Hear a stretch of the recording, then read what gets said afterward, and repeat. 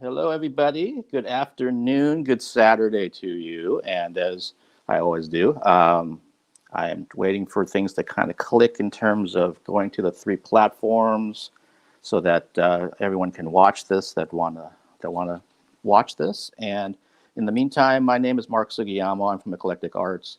And hey, Beatrice, good to see you. Nice that you're checking things out. Hopefully, things are good over there in Portugal, which would be late evening, I think, on Saturday over there. So um, I'm really looking forward to doing this interview. It's going to be really unique. The guest has obviously a very different perspective on things because he's been on the road. And I'm kind of getting ahead of myself. So let me kind of talk about a few things that are coming up.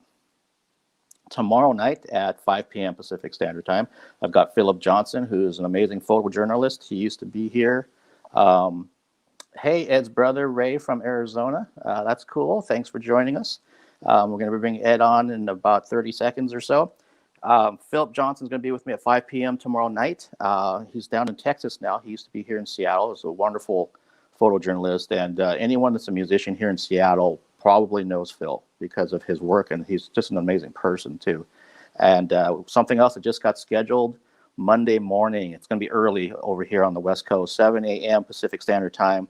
I have part 2 with the Soap Girls. That was supposed to happen this past Monday. I was actually under the weather, so I'm the one that had to reschedule that, but just got confirmation that they're able to do it. So we're going to go and just get into everything that we did last time. That's going to be on Monday. And then on Wednesday, I have Andreka Jasic, who is a guitarist for the Adorna, and that's going to be at 7 p.m. Pacific Standard Time. So there's a lot of stuff coming up, which I'm grateful for. And obviously Thursday is Thanksgiving here in the U.S. and all that kind of thing. So yeah, Beatrice, it's gonna be part 2. We'll see what happens with the Soap Girls with Millie and me on Monday morning. But they were sure a lot of fun, and that was one of the more interesting interviews I've ever done. So, but yeah, I'm looking forward to all of it. As always, if you're not familiar with me, I cover all kinds of arts things. So it's not just music; it's theater, it's ballet, it's opera. Excuse me, it's film, it's television, anything that I consider artistic. So we can go all the way from Cancer Slug down to Rigoletto or anything else that's going on, and I have an interest in it. So, but let's get to today. My guest today is a lifelong music fan. He has worked for many artists in the industry who entrust him with their lives. Please welcome to the Eclectic Arts Virtual Studio, Mr. Ed Craig. So let's bring Ed in here. Hi, Ed. Hey, how you doing? I'm doing pretty good. How are you doing over there? I'm good. I'm good. Did I hear you say Bia and Ray are watching? Okay, cool. And yeah, for people that are watching this, this is live. So yesterday, my audio just took a little while for the system to kind of click in with everything. So if I kind of have a perplexed look on my face, then that's what's going on.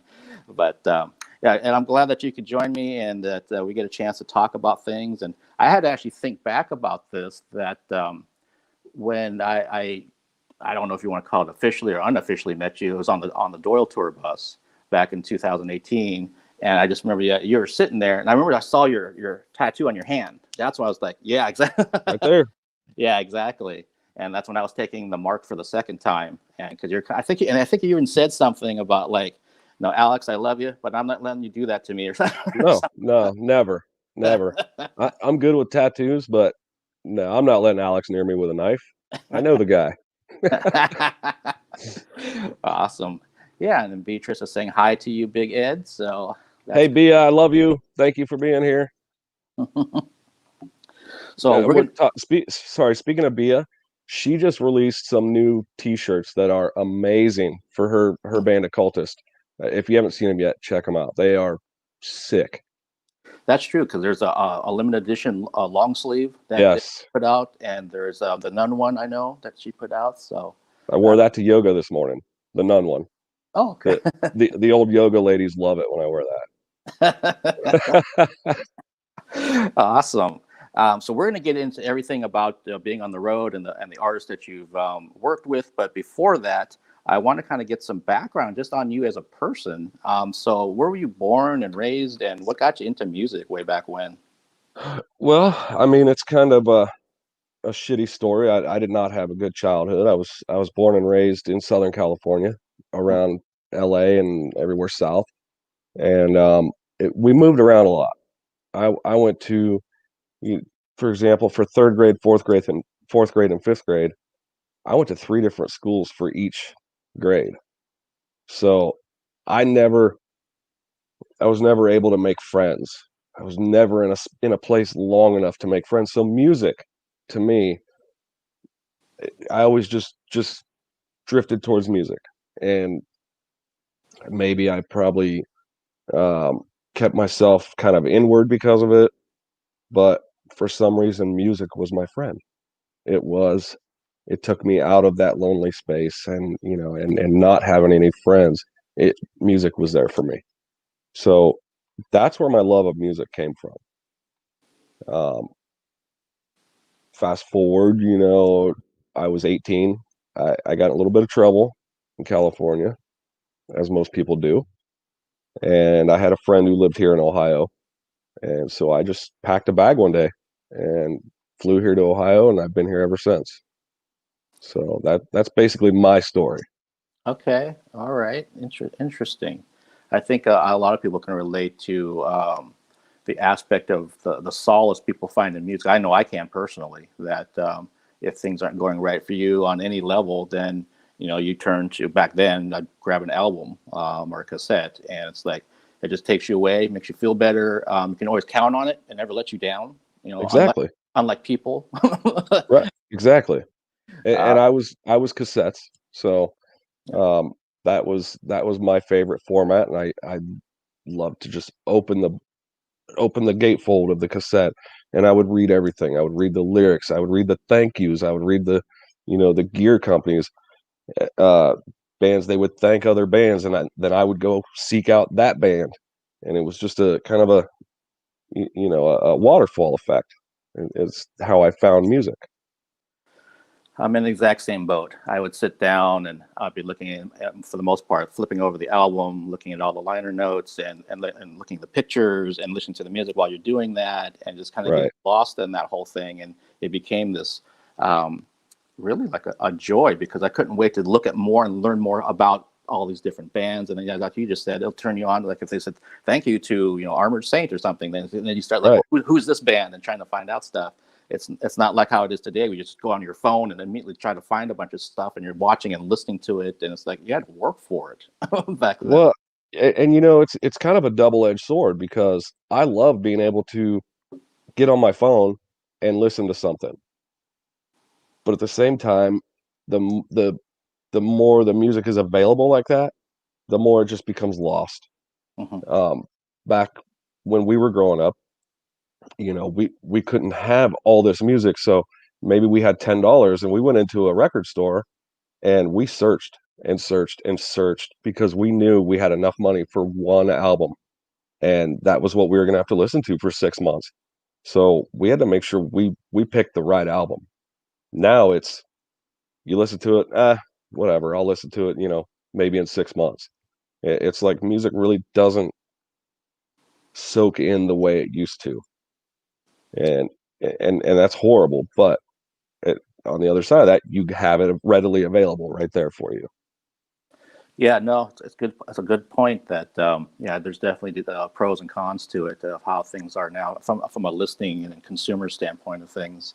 And yeah, I remember even like before I could drive, it was bugging my mom to drive me to the specialty store that had all the imported metal from Europe and stuff. And I'd be looking at their wall and like, just like what you said, I've got X amount of dollars. So like, which one's it going to be? And Right, if you made the wrong choice, you're like, oh shit, I'm kind of stuck with something that isn't really that great. Or if you hit the jackpot, then you're like, oh, just wearing the grooves out of that thing or wearing the tape out. right. So yeah, I love those days. Or the ones that were even just mediocre, Mhm. you ended up loving them because you had to listen to it so much, because that was all you had. That was the only new music you had for however long, until you were able to afford a new one. Yep. Yeah. So it might have been mediocre at first, but then you ended up loving it. Perfect example for me is Iron Maiden, Seventh Son of a Seventh Son. I Mm. wore that thing out. I hated it at first, but then the more I listened to it, it's my favorite Iron Maiden album now. That's true. That's true. I mean, yeah, how many times did I have something that I was like, initially, my initial reaction wasn't so great to it, but then it's like, well, what else are you going to put on? It was like, Right. and that was the newest thing that you had. So, well, let me keep listening to it, and maybe I'll kind of find something else in it, or a certain track will start to resonate with you. Yes. And it started to work. And I want to say hi to Bessie, who's over in Greece, and well, Rich. Hopefully, you're doing well. Really proud of you in the military. He's saying best driver he's had in 12 years. So it's always nice. Richie, love you, brother. Proud of you. And stay safe. Yeah, for sure.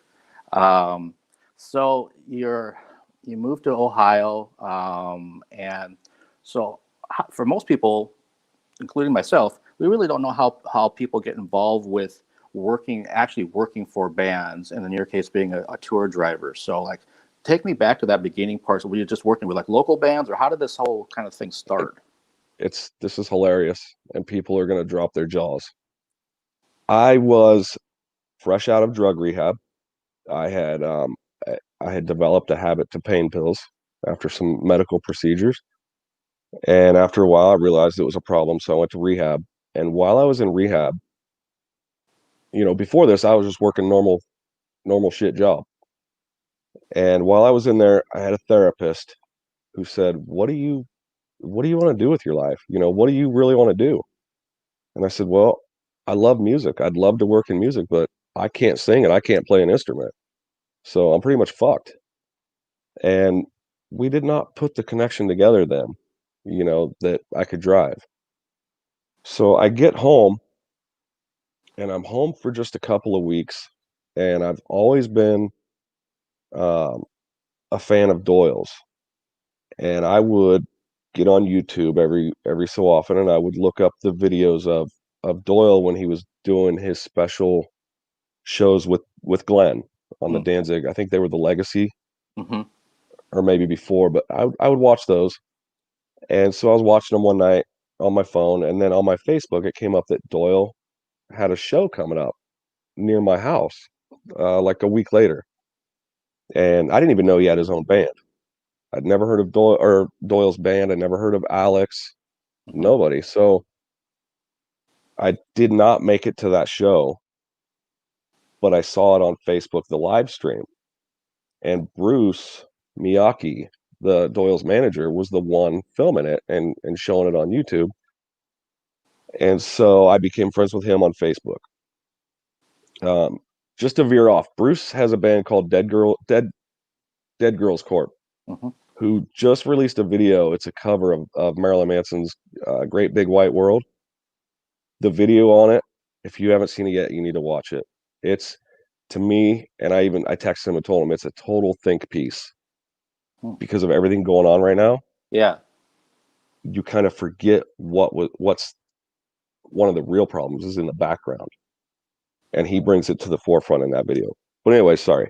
Um, so I became friends with him on Facebook, and I don't know, maybe a month later, he posted on Facebook, "I need a driver for Doyle. Anybody interested? Message me." And I messaged him, and he said, "Oh, sorry, we already got somebody." I said, "Okay, cool." And then about, I don't know, 4 or 5 months later, he just messaged me out of the blue and said, "You still want to do it?" And so I said, "Yeah." I had the work that I was doing driving a dump truck at the time, it was getting to be winter time, and everything slows down. So I said, "I'll take the 6 weeks off work and go do this," and, a bucket list type thing. Yeah. And so that's how it happened. I mean, it was that simple. It was a Facebook fluke. And it's been going ever since.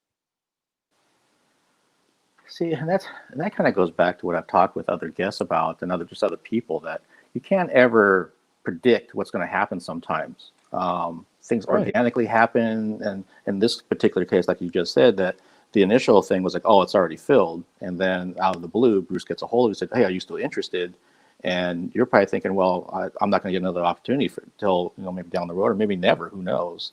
Right. And here it is. So I'm going to, take leave from my current job and go on the road with Doyle for 6 weeks. I mean, that's got to be an amazing feeling, I would think. It it was great. And you know what? Here's the shitty part about it. I planned on doing one tour, and that was it.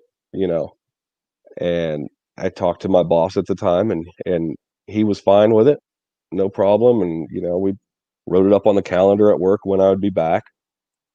And so I left and I did the tour, and on my way back, I texted him and said, "Hey, tour's over. I'll see you on Monday." And he didn't even have the balls to call me. He had his wife text me and say, "Yeah, we don't need you back. You were gone for this long. We did good. Don't worry about coming back." Uh, So, that was pretty scary right there to come home to no job. right. Um, but then again, organically, other things happened, and I was back out on tour with somebody else 4 days later. Wow. No, that is shitty. But yeah, in hindsight, you can say, well, okay, they did that, but then 4 days later, look what happened.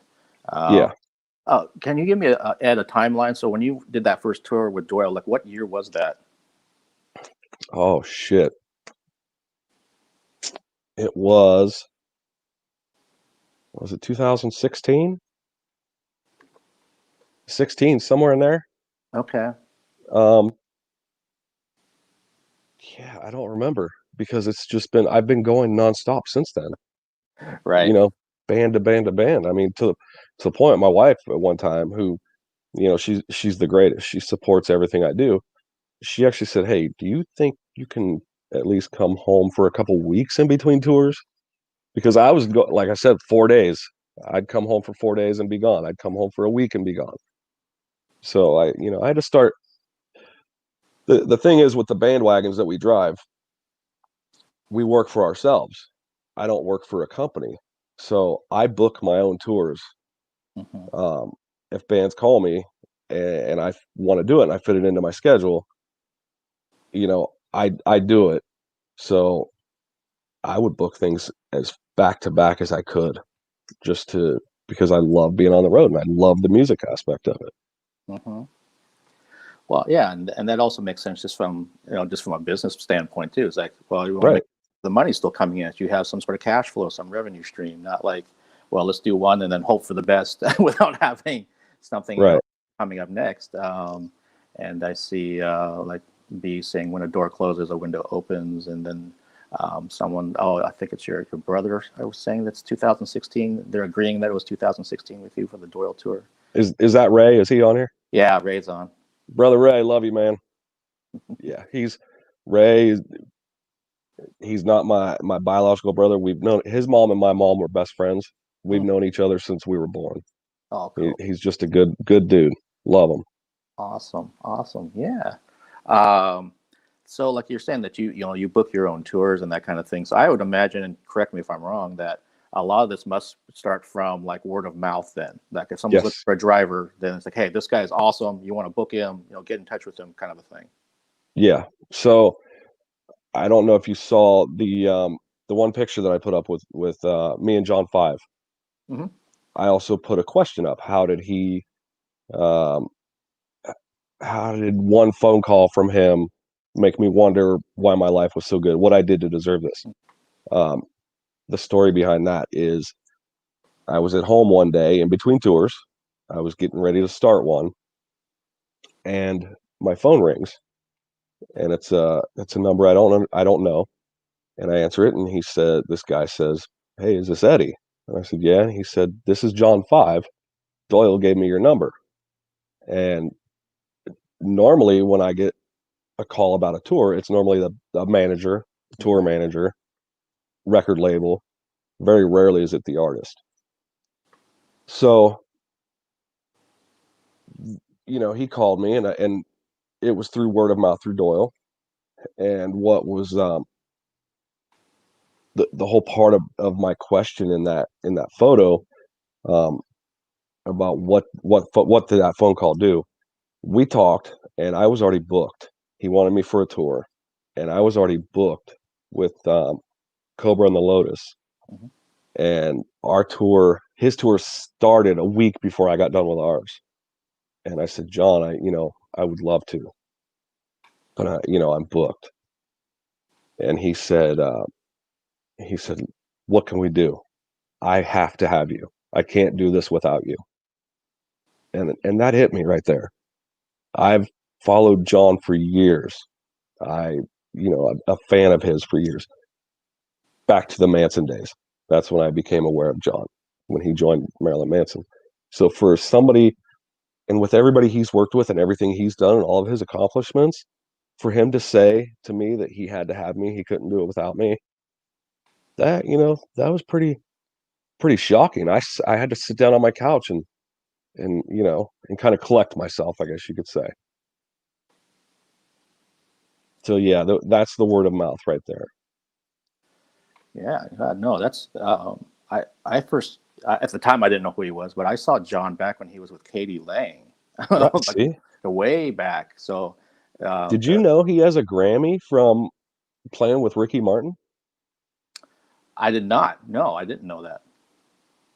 I, I could be wrong. I don't think I am, but I could be wrong. But I believe he got a Grammy with Ricky Martin for "Livin' La Vida Loca." Oh, that's crazy. If somebody knows if that's correct or not, and they're watching, let us know. But I believe I'm right on Wow. Um, that. well, and like you also said, though, is that when he wanted to try to find a way to make this work, I mean, um, that's that's huge. So, like you're saying, as a fan and someone who's been following his career, to have that opportunity where it's like, hey, I'm already booked, and he's like, well, I want to make this work somehow. Right. And we did. I ended up leaving. Um, my wife wasn't very happy about it, but I flew right from the end of the Cobra and the Lotus tour right to Minneapolis and met up with John. And the conversation we had was, John, I can do it if you can find somebody to drive you for the first week.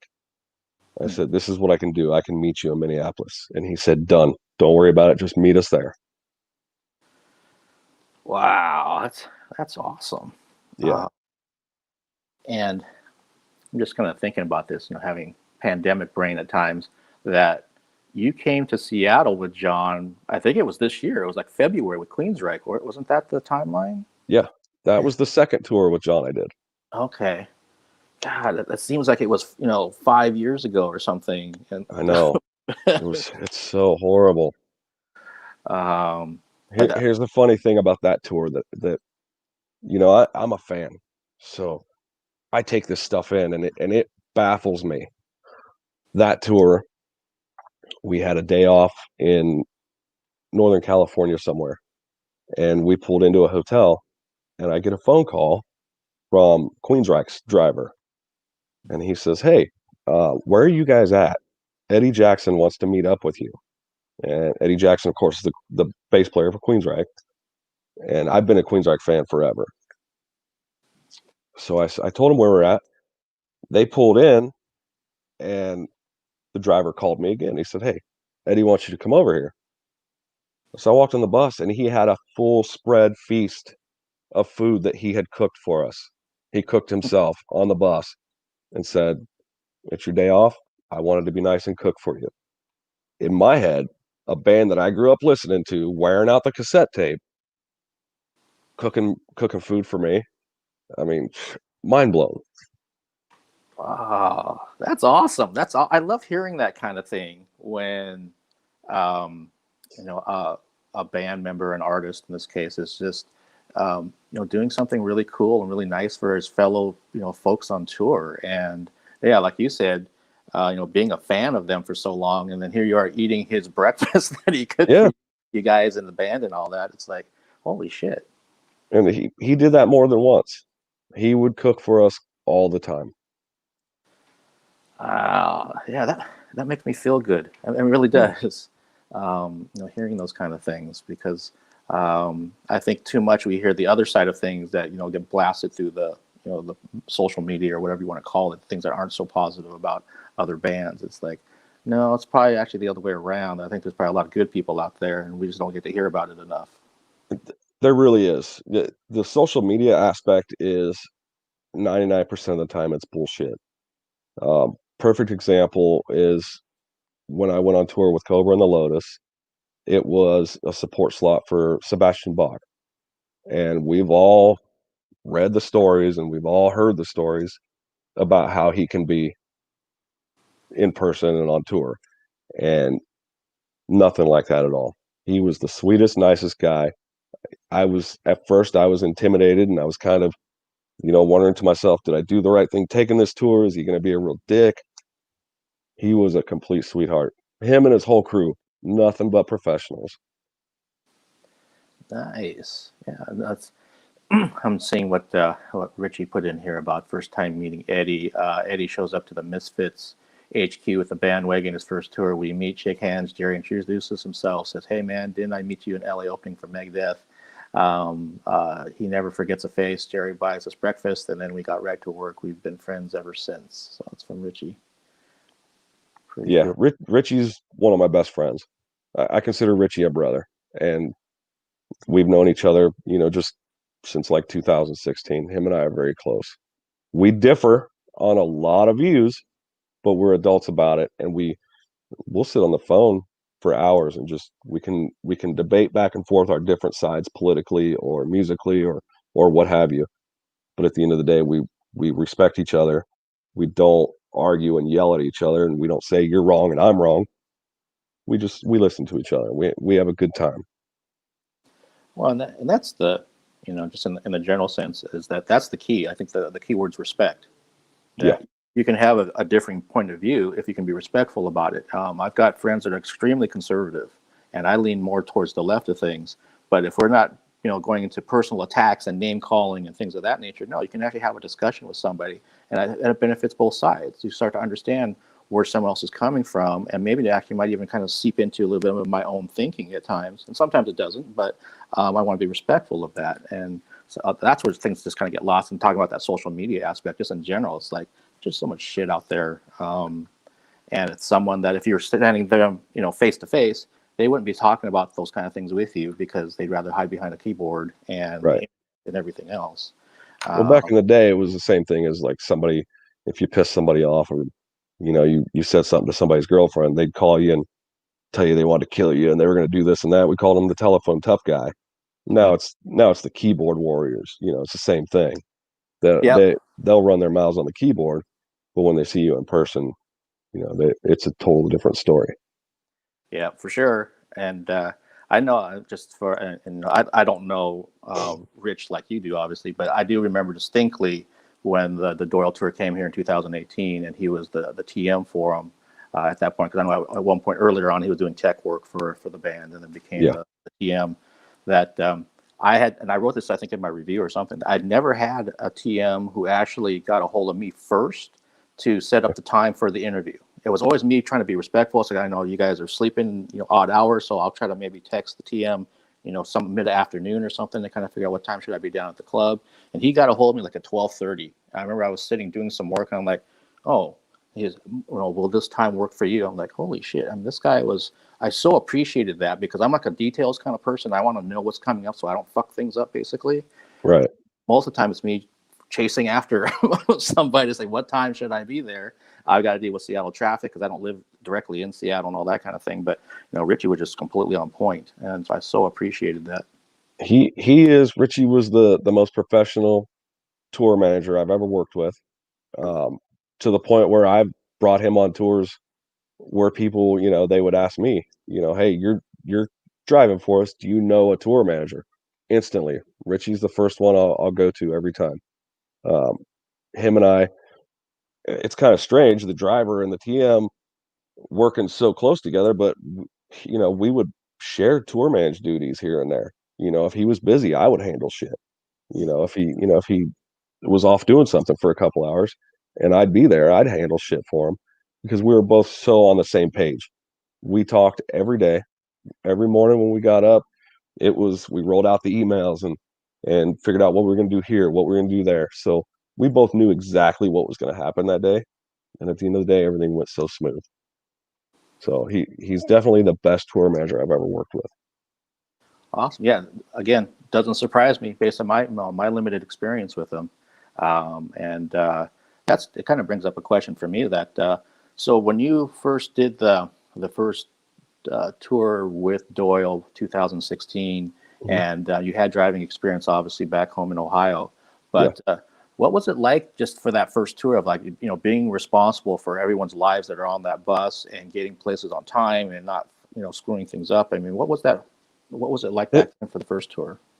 it was scary as shit. Um, that whole tour was really scary for me. If we're being honest, I didn't know what to expect day to day. Luckily, I did have Richie there with me, and we bonded instantly. The first, hour we were together, we bonded. So luckily, he was there with me, and there's throughout that whole tour, I really wasn't sure of my place, of where I fit in, and I really didn't learn that until the last day of the tour, the very last day. And I actually have you probably can't see it. That picture right there is it's a whole group photo of the band and I. Hmm. And that was the first time I felt, part of the group. But it wasn't their fault, it was mine. It was my, insecurities and unsureness of where I actually fit in that I just didn't know. And that photo right there, when we took that photo, that's when I instantly knew that I was part of something. I couldn't explain it, but I was part of it, and I loved it, if that makes sense. No, it does. I'm just trying to figure like if I put myself in that situation, that I would be trying to be mindful of everybody, the band and the other, folks working for them. That it's like, well, here's my job. I'm just going to kind of do this and stay in my lane and not try to, I don't know, find out what's going on with their business or anything that kind of stuff. So just do your job and just kind of do it. But by doing that, I might overthink it, and then it becomes like, well, now I've kind of almost isolated myself because I'm not actually trying to like be on the team, which is natural, especially the first time you don't know exactly what you're doing and how this whole thing works, and where is my place. Exactly, and that's kind of what I did, was isolate myself a little bit here and there. It did help me was during that tour. Let's see. Yeah, during that very first tour, we had a day off, and here was another question I posted on there. You're not just a driver, you're the most important person on this tour. Who said that? Um, we had a day off, and we met up with Arch Enemy and Elisa. And I, of course, knew who Elisa was. I'd never met her. It was about 8 o'clock in the morning. Everybody's tired, and I introduced myself, and I said, "Hey, I'm Eddie," and I said, I'm just the driver." And she looked at me with a look that said, pretty much, "Shut up, stupid." She was like, and she said, "You're not just a driver. You're the most important person on this tour." And I've kept that inside me. I grew so much just from that one sentence. Um, and of course, we're all important in our own ways. But right then I knew that, hey, I was a little bit more than just the guy in the background. I still struggled to find my place,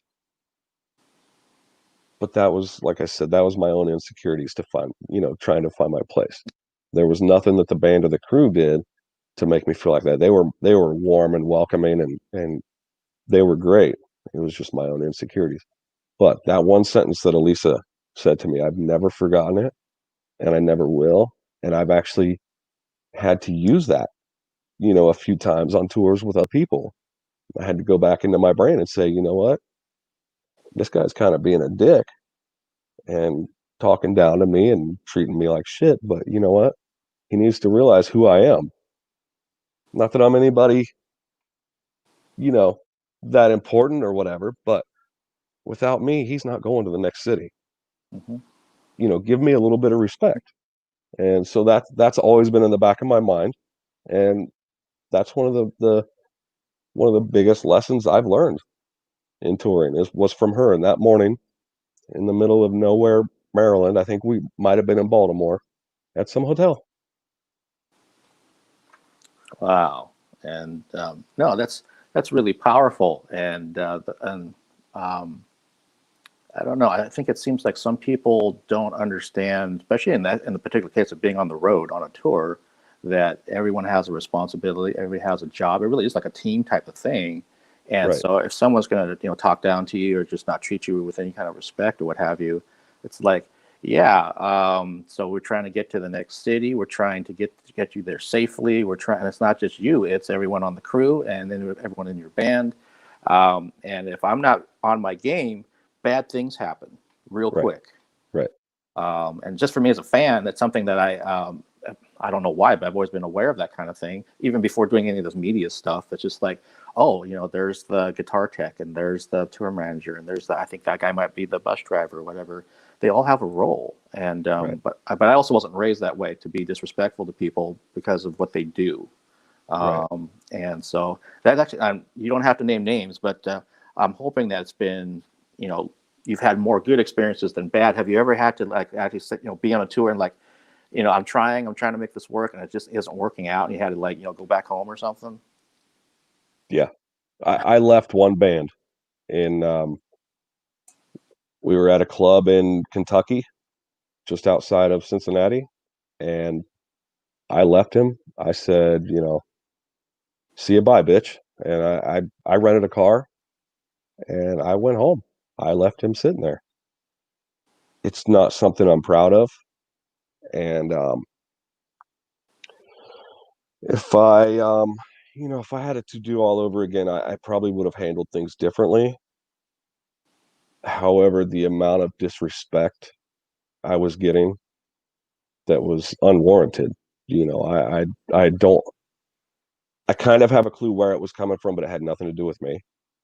Hmm. But he was throwing a lot of disrespect towards me. If I seen him today, I would probably apologize to him for leaving him, but I would never work for him again. Got it. Which is, it really sucks because I like the guy, his music, his voice. He has an amazing voice, um, and it really kind of tore at me. And Alex's story made it better for me. I think I was texting him on my way home that day, told him what happened, and he told me this the coolest thing I ever learned. Sometimes you have to separate the artist from the art. Meaning you could love somebody's art, you can love somebody's music, but you don't have to like the artist. And that hit me right there. And I said, you know what? You're right. You're right. This guy can sing his fucking ass off. He's so good, but he was just disrespectful to me. And I don't want to call names and say he was this or that, but he was just very disrespectful to me. Wow, that's yeah. I only know like when you're talking about what Alex had said about separating the artist from the art. That especially in that case because it's a personal thing. I mean, you're around that person. It's not like me listening to someone's music and then finding out their political views or something and say, well, do Right. I still support them? This is totally different when you're working with somebody and Right. you're dealing with that kind of thing on I'm guessing a fairly daily basis of levels of disrespect going on. That at some point Yeah. you have a breaking point. It's like, what, I just can't deal with this anymore. Right. Uh, and then you look back on it, it's kind of like, well, I still like your music, but yeah, you're still a dick. Or what? That was the word I wanted to use, but I didn't want to call names. I'll just use it for you. Yeah, there you go. And if somebody out there that's watching, there's a few people that know who it is. I'm not going to say who it is, but if you want to chat and tell Mark who it is, I don't care. Howard Jones. That's all I'm going to say. All right. um, oh wow. So Beatrice is saying it was amazing to see, for example, when Ed was asleep and drunk people would knock on the bus and everyone would take care of it because Ed was getting his much needed rest time and it needs to be respected. They always have each other's backs and care about each other. Um, Yeah. that's true because your schedule's got to be different because when the band's winding down and catching sleep, you're on the road driving them to the next city. Right. Um, So depending on the length of the drive, and pre and post show, um, there's a lot of shows that I don't get to see. The the night in Seattle with you, I did not get to see the show because we had a long drive that, the night before. But I did get up and do the meet and greet. A lot of times with Doyle, I'll get up and do the meet and greets Mm. after the show. That's another part of Richie and I working together real close. He knew that I could do the meet and greets when he had other stuff to do, and Doyle loves me doing the meet and greets too. So, um, and then that's when I saw you get carved up, and no thanks, I want no part of that.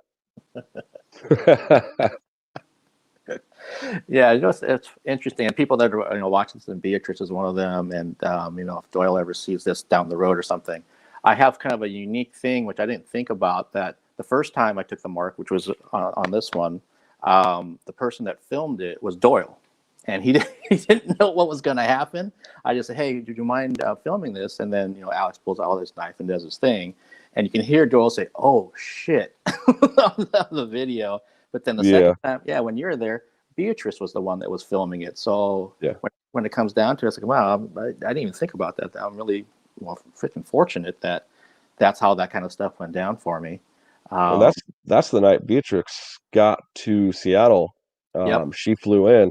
That's why, I mean, I busted my ass to get to Seattle as quick as possible so we didn't miss her flight. We were coming from like Jerome, Idaho or something. So that's why I didn't get to watch the show. I had to get some sleep, but that was the night that she filmed. That was the night that she had just got there too. So Yeah, that's right, because I did that really short, and she remembers this because we've talked about it. There's like a 5 minute interview, and yeah, she was like on, like, I don't know, 48 hours of no sleep or some kind of ridiculous amount of hours. And so right. I remember Richie had said before I got on the tour bus, he said, "Mark, if you can just kind of keep it light, keep it about 5 minutes, kind of nothing too heavy with the questions." I said, "Yeah, not a problem at all."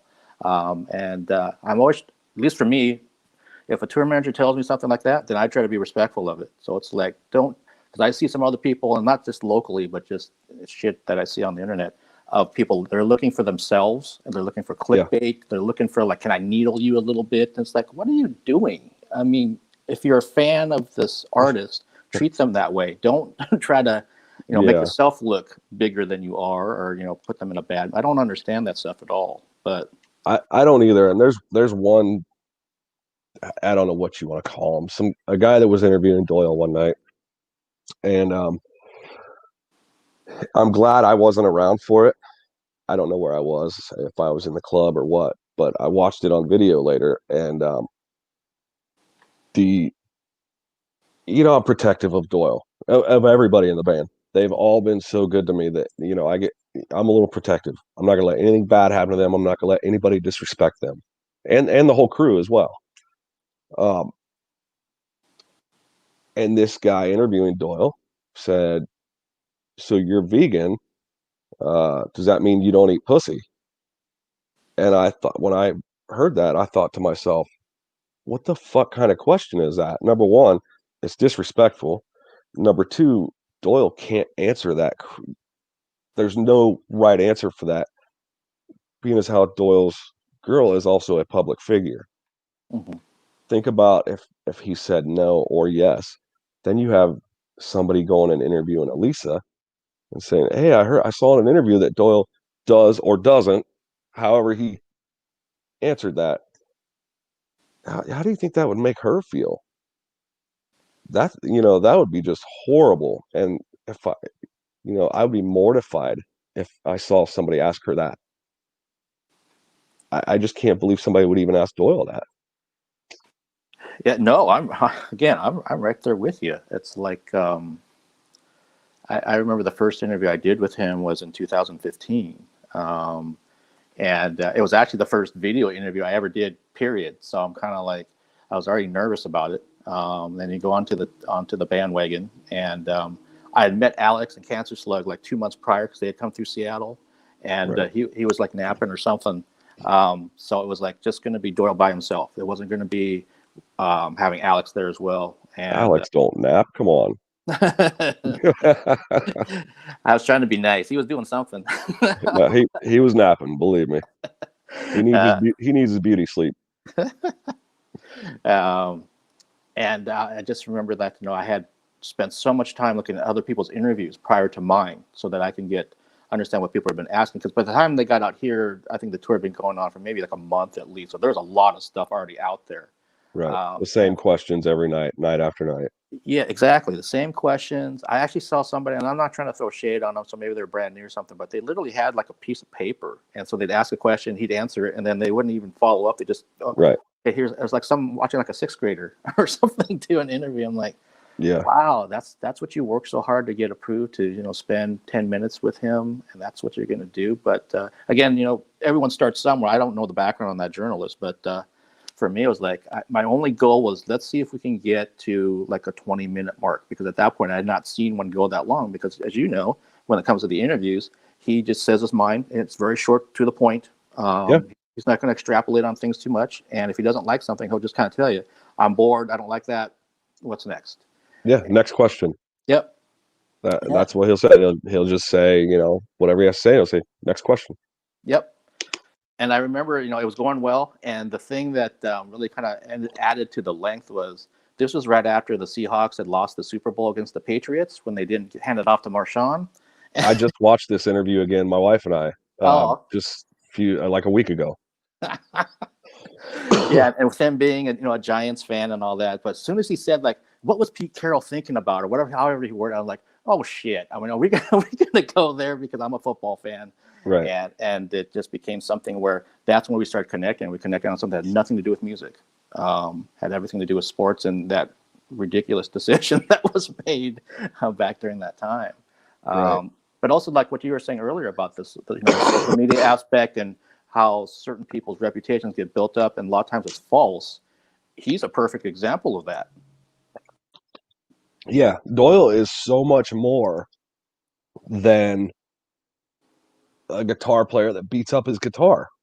Mm-hmm. He has so many layers. He is the nicest person I know. He is the most down to earth person I know. I could sit there and talk to him for hours, and we would just talk about just nonsense. We could talk for 2 or 3 hours and not even realize what we're talking about. But it's just that flow, and he knows a little bit about everything. So no matter what you talk to him about, you can have a conversation with him about it. He's not just a guitar player.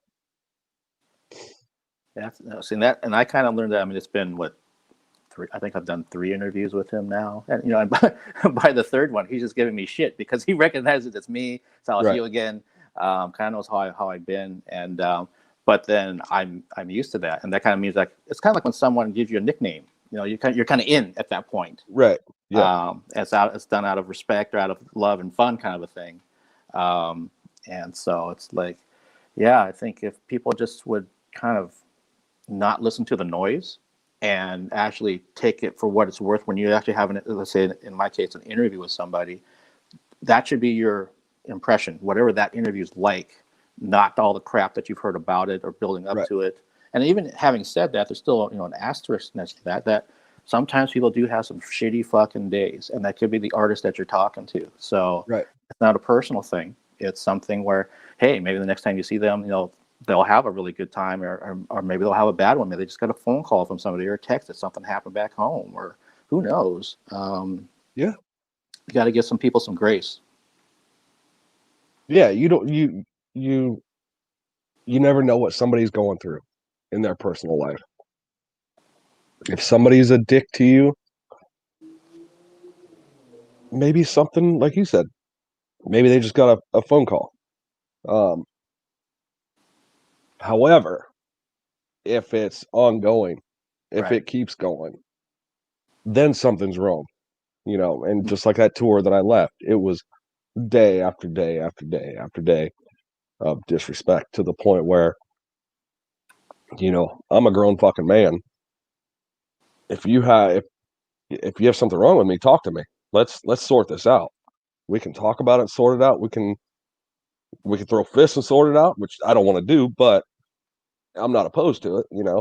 However you want to sort it out, let's sort it out. Don't just keep needling and needling. Mm-hmm. So yeah, no, it ends up being a pattern of behavior if it keeps going on. It's like if I interviewed somebody let's say 5 times, and every time they're a jerk. Well, one, I probably wouldn't last that long. I said, I'm not going to bother trying to interview them again. But Right. if it was, yeah, it's like, okay, I gave you the benefit of the doubt the first time, maybe the benefit of the doubt the second time, but now it's still a pattern of behavior. So there's something going on with you. Right. And knock on wood, I've been really, really fortunate that I have not encountered that yet. So, but again, you're in a different situation. Hopefully you don't. It's, I don't think you will. Just knowing you and meeting you the few times that I have and talking to you, I don't think you will. But however, there's always that chance that somebody's going to be that dick, But hopefully you don't. Yeah, no, I'm right there with you, and I'm also the same. I'm 50 years old. I've been around the block a few times, Right. so it's like, Yeah. I am also a person. I am also an adult, and so like, Right. I'm going to be as professional, as respectful as I can be. But if you push a certain button, I might regret it later. But Well, here's something that Doyle has always taught me, and Richie, if he's still listening, he'll vouch for this. Doyle says, always be nice. Be nice until it's time to not be nice. That makes sense. It does. Yeah, no, that makes perfect sense. That's how I try to approach everyone, just in general, with Right. people. Like, be nice. That whole thing of trying to just treat people with some level of respect until they do something so that you don't treat them with respect. Exactly. But I always want to start off on the positive side of things. Yeah. For sure. And I got to ask you about this because I know you posted about the gig at the whiskey. Yeah. What's going on with that story that you can divulge? So you're talking about who shit themselves at the whiskey. It was a picture of me and Alex. So any guesses? My mind actually went to Alex, to be honest with you, but That's where everybody's mind went, but it was actually me. The story behind that is we did a show the night before in Anaheim and quick drive over to Hollywood after that. And we parked the bandwagon right in front of the whiskey and basically my job was done for the next 2.5 days, almost 3 days. We're doing a 2-nighter and we were staying parked right there. And back then I had this little thing where I like to get a 20-ounce styrofoam cup and I would pour 1 can of Red Bull in there and then fill the rest with Jaeger. So it was the worst Jaeger bomb you ever had. But the reason I put it in the styrofoam cup was because I could put a lid, straw, and I could just walk around and nobody would know I was drinking. You know how many times I've walked through Walmart and got drunk, been sober when I walked in and drunk by the time I walked out just from that drink. So 3 o'clock in the morning, I'm walking around Hollywood with this drink, and normally I would only have one.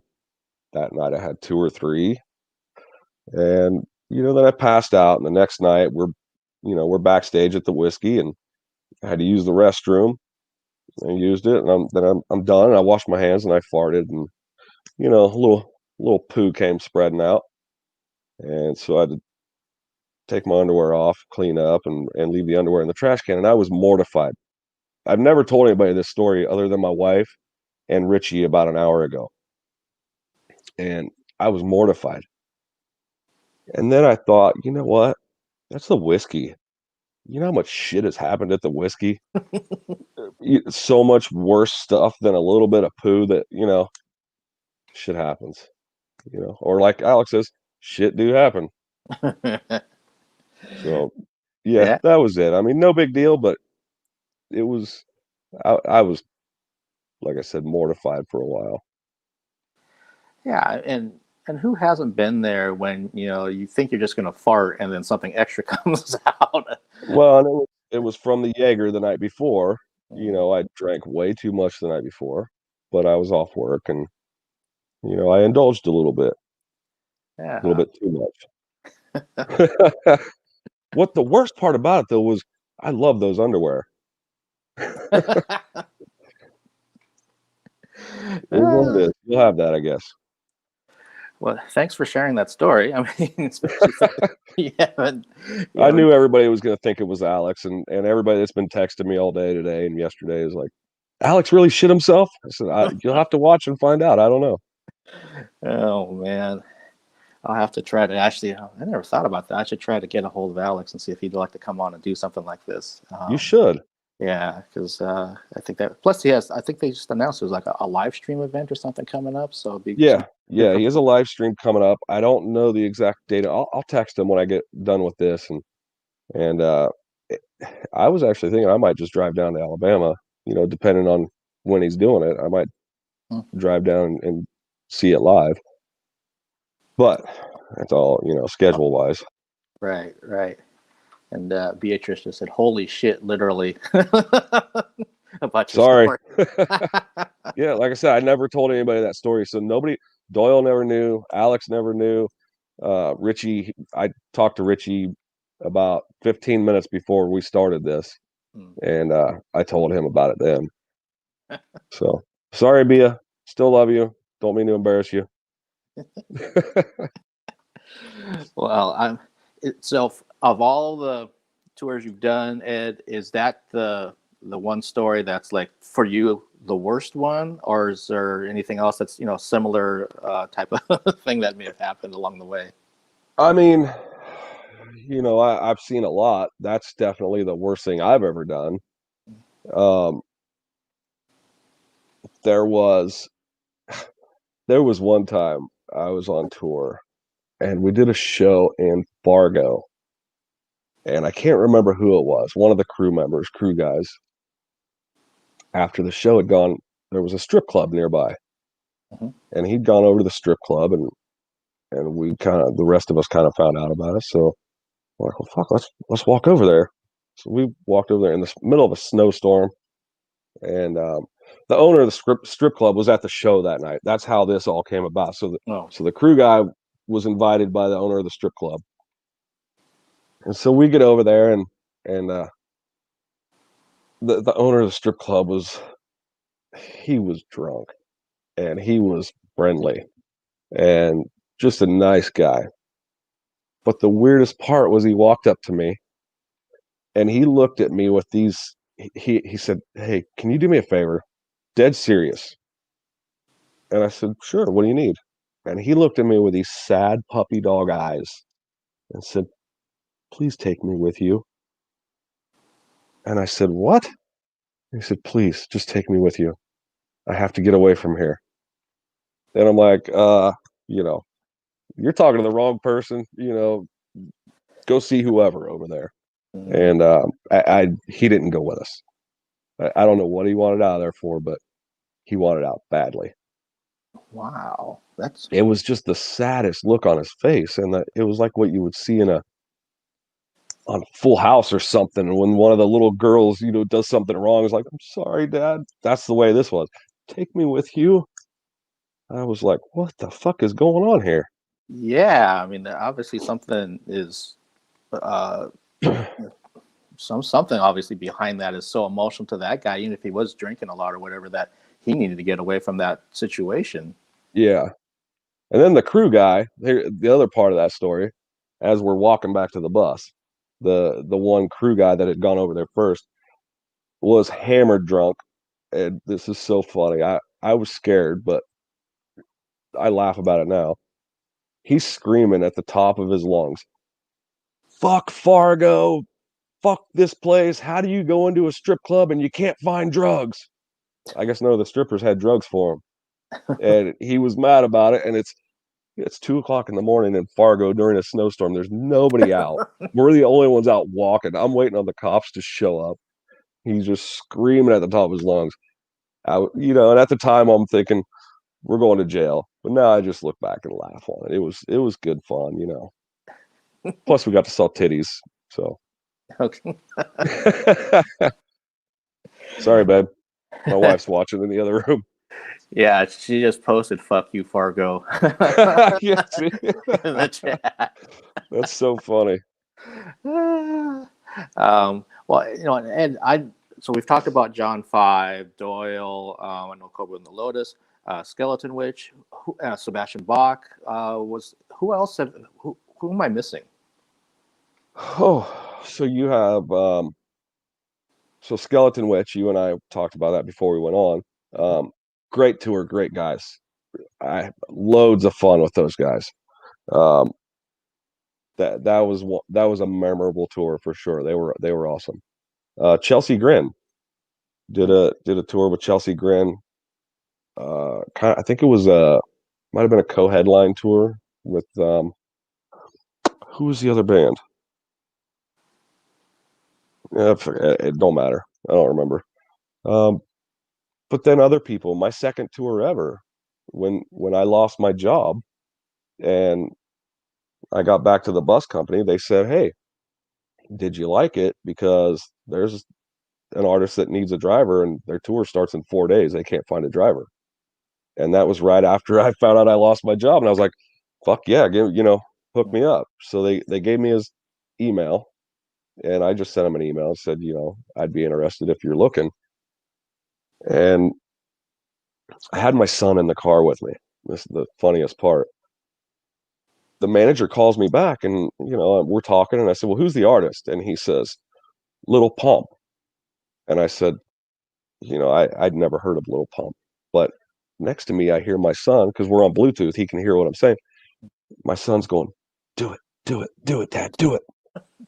I'd never heard of him, but my son was a fan, Mm. and he's a rapper. People call it mumble rap or whatever you want to call it, but that was my second tour ever, and that was an eye opener. Um, a rap tour is different than a rock tour.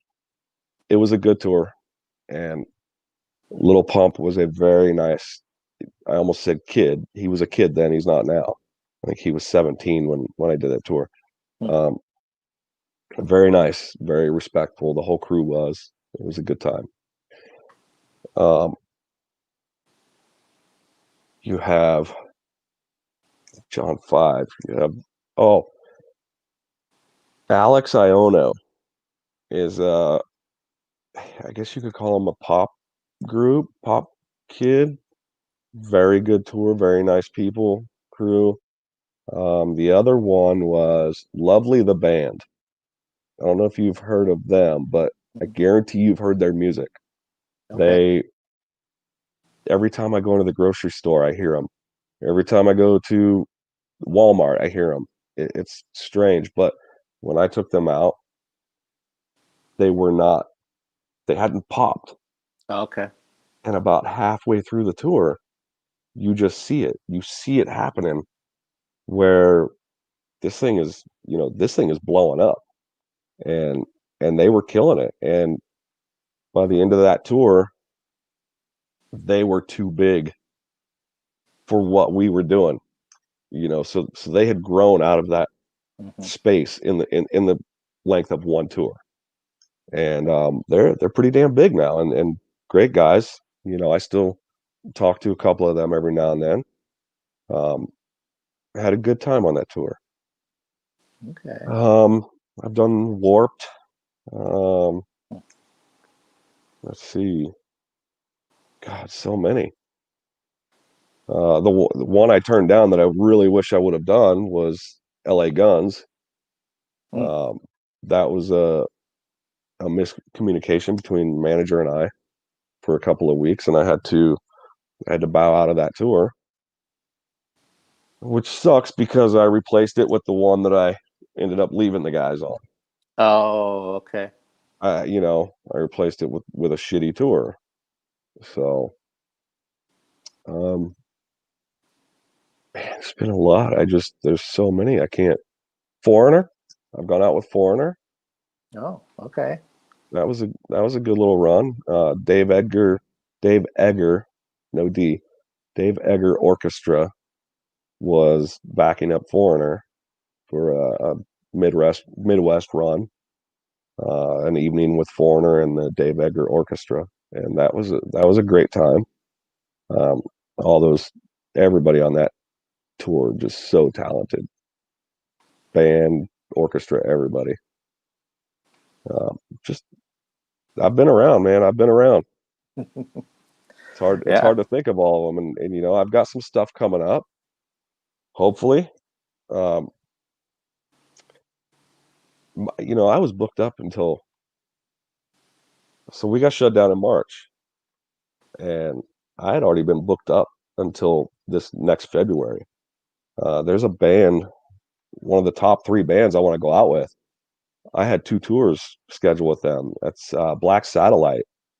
Hmm. I don't know if you've heard them. They're a newer band, I believe, but the the vocalist, female vocalist, Larissa Vale, is amazing. And I can't wait to do that. And then who knows what else? Who knows what's going to come up? Right. No, and yeah, you're right. We were talking pre-show that prior to all this stuff happening, yeah, you're going to be a busy guy Yeah, with everything, and then it's also going to be a case of like, so when the tours do come back, whenever that is, uh, who's available, what's available, who's got the yeah, finances to put something on, and we were kind of talking about that too. Just that whole enchilada. There's all these moving parts to a tour, and some of those parts might be missing. So yeah. I mean, the finances is going to be a big part of it. You know, like we were talking about, a band. If you really want to tour and you have the money, you might have to, say you have a show in Florida, you might have to skip 5 or 6 states to get to the next state that you're legally allowed to play in, depending on the state regulations for gatherings. You can't, like here in Ohio, you can't gather more than 10 people anywhere. So you can't play a show in Ohio. Um, so you would have, if you're on tour, you'd have to skip over Ohio. And it just isn't feasible, with the money wise. You're not going to make any money. So I don't know how it's going to work. And it has me, pretty scared. It's I have a lot of searching to do inside myself. There is some stuff coming up. There's one thing I can't talk about yet, but it it might be coming up pretty quick. Um, maybe January, February. And since coming home, I've had to take a regular day job, mhm. and it pays very well. The people I work for are great people, but I don't know about burning that bridge to go do something in January, February if there's nothing beyond that. I still have bills to pay. I have a mortgage and car payments and family to take care of. So do I do that January, February, and then come home to no job at all? Or do I skip out on that? Which, if push comes to shove, I wouldn't skip out on it. It's too big. But Hmm. we'll find out about that later. Yeah, no, that's the dilemma you just described is extremely real because like you just said, you've got a family, you've got bills, mortgages, car payments, and you love obviously being out on the road and doing what you do, and you want to do it, and it's kind of like, but then there's this price tag attached to it. So which Yeah. way do I go? Um, Well, and and the thing about me is I've been lucky because I have a CDL license. I had something to fall back onto when this happened. But there's a lot of other people, the guitar techs, the tour managers, the stage managers, the merch sellers, they're done. They can't find a job, and if they can, it's somewhere like working at McDonald's or whatever, not something that's sustainable to their lifestyle. And so I feel lucky. I'm so lucky, and I see these people and my friends that are struggling, and it hurts me. It really, I struggle with that I can still make ends meet, and I see my friends struggling. yeah, no, um, yeah, I think just in general, anyone watching this, doesn't matter what you do for a living or what your situation is, somebody who's in that boat. Yeah, Probably several somebodies who are in that boat right now. I know for myself, I'm not in the best position right now. And it's like but then at the same time, I look at other people's situations like, no, my situation actually is pretty good compared to what they're going through. So I have to right. kind of remind myself not to go down that road. It's like, things could obviously be better, but I I'm in a home. I have food in my kitchen. I have all kinds of Right. other shit. I'm talking to someone like yourself, so I have my artistic entertainment aspect going. So, um, but it's this thing of like, how long can you last with a marathon? So if you run one, and then someone says, "Oh, by the way, now you got a second one to run," and that's what it Right. kind of feels like. It's like because we don't know when that marathon is going to end, when that whole stretch of time is going to end. We're like, okay, that thing you want to do, you can actually go do it now and even do it without restriction, which isn't going to happen for a long time. There's going to be, like you just said, one state you could do something, and you might have to skip several other states and then go to one. So the point, when we ever get to a point where everything's just back to what it was in terms of being able to do shows, state to state to state, that who knows? I mean, that Right. and like you said, that's scary. And some people, especially like fans, sometimes they forget that everyone involved with the tour, the crew, the band, obviously, that this is how they make a living. This, This this is is this is what they do. That's why you see them go from one tour to another tour to another tour, because they're not making money from their album sales. We all know that right. streaming's not worth shit. So it's like they got to get out there and work, and they got to sell their merch. Right. Um, and so you We take, Alex said it perfect. We're traveling t-shirt salesmen. yeah, that's that's a great way to put it. Yeah. He says it all the time. That's all a musician is now anymore, is a traveling t-shirt salesman. God, yeah, it's so, again, for me being, I started playing music back in like junior high, so I'm a musician and always been into bands just like yourself and music and all that kind of thing. And to see artists that I love and respect have to do whatever they can to make ends meet is just Right. it's heartbreaking um, Right. to see it, because everything. Someone had some sort of crass ass remark about that's just like on a national level about, well, someone should just if you can't make a living from being an actor, well, you should just pick up a new occupation. And it's just like, you Okay. If that guy was a plumber, whoever said it, and he'd been a plumber his whole life, and then all of a sudden they stopped, they started paying him half pay for unclogging toilets, is he just going to go say, "Oh, I'm not a plumber anymore"? It's not that simple. right. This is our lives, musicians and everybody who works in the music. I completely dropped everything else that I had when I started touring, and that has become my life. And Mhm. that's that's what I want. That's my life now. That's what I want. I want to be on the road. I want to tour, and everybody else in the music business, that's all they want as well. Mhm. Yeah, And I don't see us getting back to it anytime soon, unfortunately. yeah, no, I'm with you that there's too many factors that have to be addressed, and it's going to be, unfortunately, and we're just talking about the U.S. We're not even talking about internationally. Like if you're trying to Right, go tour over in Europe or something, about what's going to happen there, or vice versa, bands trying to come over here, right, from overseas. There's all these moving parts to it, and we don't really have answers to a lot of those parts. Um, and it's from a fan's point of view, it's fucking scary, because this is what you love and you look forward to it and you can't wait to see it again or listen to it again or whatever it is. And from the right, people that are on the inside like yourself, that this is what they do to pay their bills, it's like, okay, so I'm not sure what my future's like, so I have this. And like you said, you're very fortunate that you have something that you can do during this time, but so many other people don't. right. So it's like, yeah, what am I going to do? Their whole way of life has to shift, basically. Um, It's weird too because after when everything got shut down, so we had just left. We had just pulled out of where we keep the gear for Doyle. mhm. We had just pulled out of there and we were headed to the first show in Philadelphia. And we didn't make it 5 miles down the road. And we got the phone call. Turn around, everything's, shut down. So packed everything away and I came home and I sat here for about, I don't know, 2 or 3 weeks because I figured, a couple weeks, we'll go right back out. Everything's going to be just fine. So, you know, I, I, I didn't do anything. I watched the news. I tried to figure out what was going on and I worked out, for I think it was probably a good 3 weeks.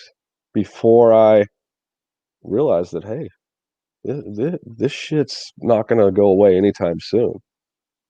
Mhm. So unfortunately, I had to go do the day job.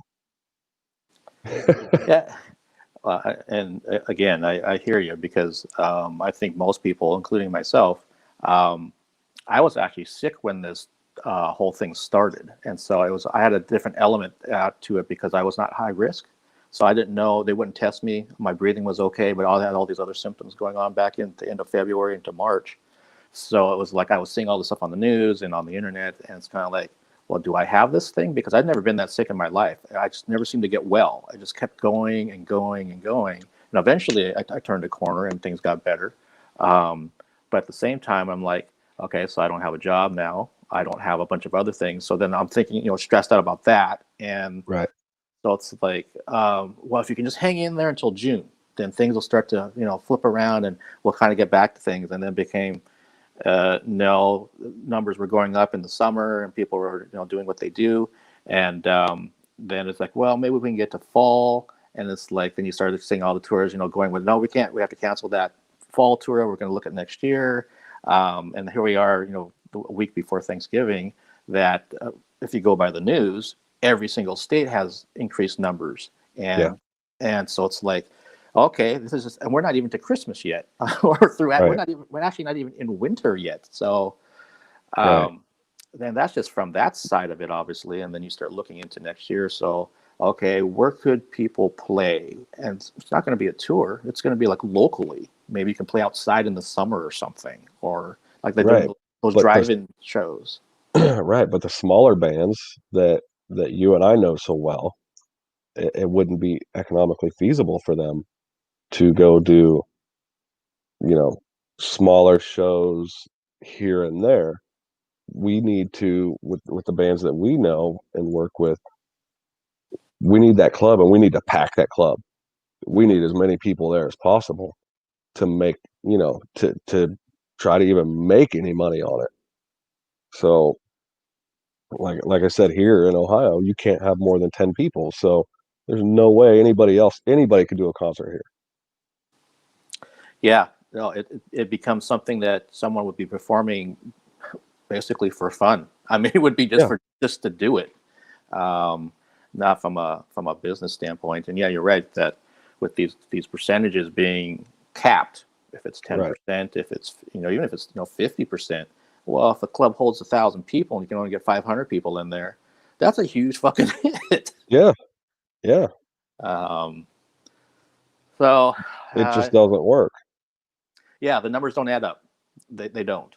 And since I'm a media member with things like with musical theater and the local ballet company here and the opera, who you would think would have millions in reserve to be able to deal with this, they're fucking hurting too. I mean, there's hurting Right. on a whole other level. And I thought, well, they're going to make it through, right? And I see all the stuff from my communications contact, like we have to go digital now. We're going to be losing money on this. We're doing extra fundraisers, but everyone's trying to do a fundraiser. So it's like they know the well's dry, basically. Yeah. It's like, oh, geez. Well, I mean, these big companies and like you said, the opera or whatever, they might have had money put back, but nobody saw this coming. Nobody was prepared for this. So, even I think the only people that are doing good in this time right now are the preppers that you see on TV that have prepped their whole house and they have plenty of toilet paper and they have plenty of beans to last 5 years. They're the only ones that are doing good in this. Everybody else is suffering. Yeah, that. So there's the question: who's the idiot now? Us or the preppers? Yeah, that's a good point. I You know, mean, I know out here, I don't know what's like in Ohio, but out here that we've had that whole problem where they've had to limit the toilet paper buying to yep. one per. I don't even think it's one per person. It might be like one per family or group or whatever comes in the store. And One here it's one per day, and you're lucky to find it. You know, most days the shelves are bare. Toilet paper, paper towels, pasta, canned foods. It's bare. Yeah, seeing this, and this is new to me because when that first happened back in March, like I mentioned, I was sick, so I was lucky that I had a family member that was grocery shopping for me, so they saw all that stuff. Hey, Mark, you had a list, and half the stuff was there. That's all. That's all you get. Right. But now that I can actually be there, and I was just in the grocery store a couple of days ago, it's like, look at this. The whole fucking thing's bare. I mean, there's Yeah. nothing there, and even some things that you might think you'd be able to get at, maybe it's, I don't know, frozen foods or something. There's holes. There's all Yeah. these holes there. It's Um, crazy. It's ridiculous. But like I said, the preppers, they're prepared for it. They're living large right now. They're laughing at us. Yeah, that's true. They're like, yeah, see, I told you. Right. You thought I was nuts. Exactly. Yeah. But hey, Ed, it's been awesome talking with you. Unfortunately, I do have a schedule today, which normally I don't have, but I think we should do a part two if you're up for it, brother. You let me know. I'm up for it. Awesome. It's been so great talking with you and hearing your stories and also just your own personal story. That's been really fascinating to me. And yeah, I definitely want to make sure that we have a time to schedule a part two and dig into some other things because I have more things I would love to talk about, but I'm just kind of looking at my timer here and No, you're it's, good. It's been a great time, and I appreciate you wanting to do this, and I'm definitely down for a part two. I've got a lot to talk about. I just don't awesome. want to spill too many beans about too many people. You know, Yeah, no, don't want to get myself in trouble. I get it. Well, and you're being respectful and being professional about things. Yeah, That's the way you yeah, got to be because you don't want shit coming back to bite you about something you said on a live stream. right. But it could. It's out there for everyone to see and hear and rewatch and all that kind of stuff. But yeah, I'll talk to you offline and we'll get a part two scheduled. And I want to thank everybody in the chat, anyone that's watching this, that just kind of lurking and watching at home. And obviously, Ed, thank you so much for taking the time today. Hope that your family stays safe over there in Ohio. And we'll do another one of these sooner than later. Sounds good. All Thank right. you. Take care. You too.